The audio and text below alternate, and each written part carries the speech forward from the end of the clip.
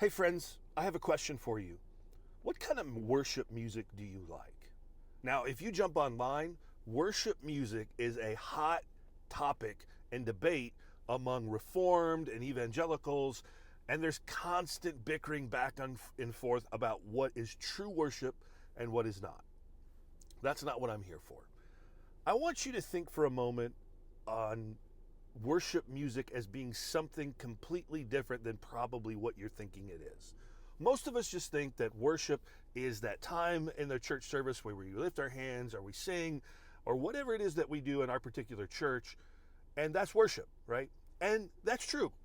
But worship is more than that, and worship music is more than that.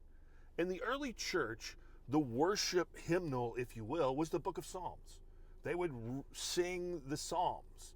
And I love doing that. And matter of fact, Shane and Shane has two great albums of just Psalms, and they're fantastic. And I recommend that you download them and listen to them and sing them because they're powerful. But here's the deal. When it comes to worship music, I want you to think of worship music as confessions and prayers to God, because that's exactly what they are. And that's exactly what they were in the early church, and that's exactly what they are in the book of Psalms. When you go through your day, whether you're in your car or you're at home in the living room and you have your worship music on and you are singing along, think about what you're saying. Now, I believe there is some validity to the fact that we need to have robust music that's theologically rich, thick, and really, really, really good. Okay? I'm not against that because it's important, because how we sing and what we confess matters. Now, I'm not the guy who believes that everything you confess positively is just going to come to pass, because that's a New Age heresy. But I am a guy who believes that when you confess the mighty strength of Jesus, the precious blood of Jesus, oh, how he loves me, you begin to believe that.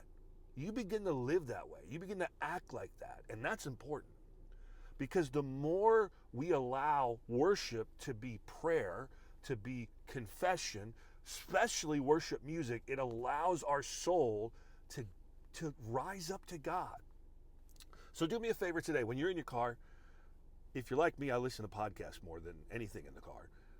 Take some time and listen to worship music and sing along with it, and listen to what you're saying. And make that your prayer. Make that your confession.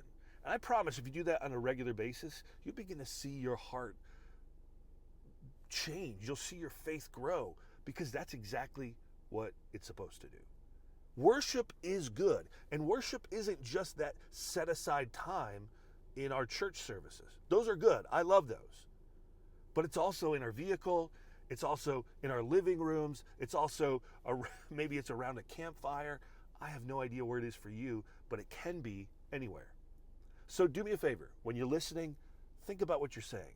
Is this something you want to say to God? Because I agree, there are some things that are maybe a little cheeky, and we are a little too squeamish and weird with some of our stuff, but there's also some really great stuff, and it doesn't all have to be hymns. Okay?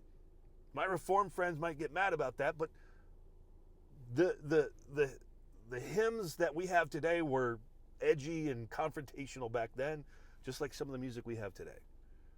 So do me a favor.